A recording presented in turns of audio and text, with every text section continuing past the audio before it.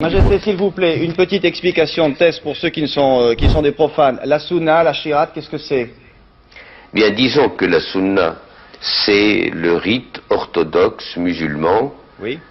et que la shia, tout en n'étant pas hérétique complètement, demeure quand même une hérésie, d'autant plus que sous le mot shia, il y a 93 espèces ou sectes ou écoles de shia.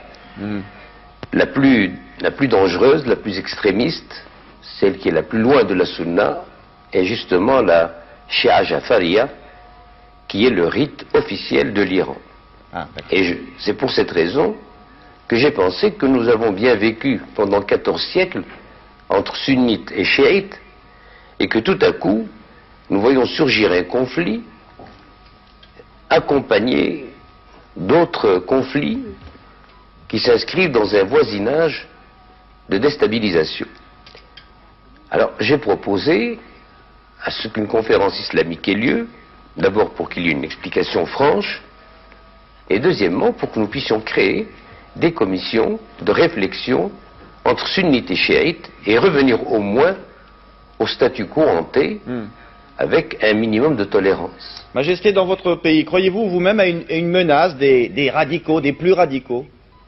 Non, je n'y crois pas.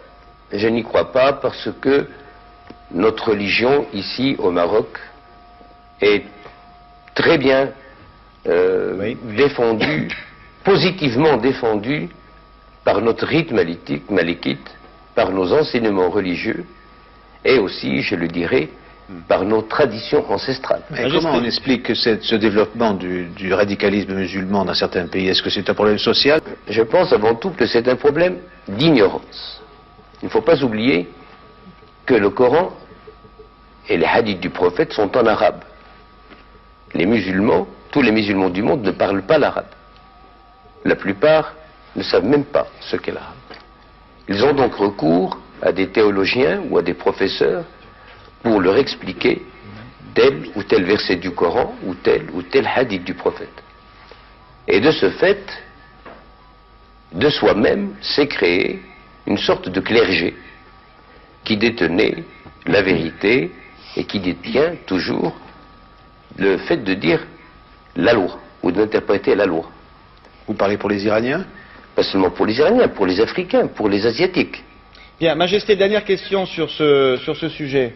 Majesté, croyez-vous possible un vrai dialogue avec l'imam Khomeini? Si nous ne sommes pas trop indiscrets, qu'avez-vous l'intention de lui dire si ce concile se réunit?